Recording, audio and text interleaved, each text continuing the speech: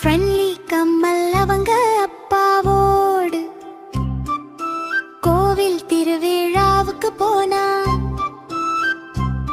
அந்த கோவில் திருவிழாவில் பயங்கர கூட்டம் இருந்தது என பாப்பா.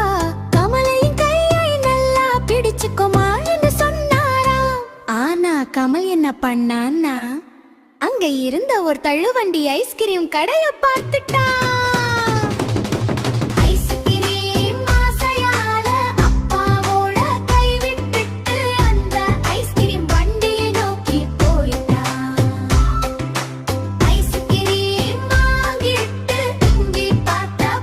ஐயோ, நம்ம அப்பா அம்மா இங்கே ஹைண்டு தெரியாம போயிடுச்சு.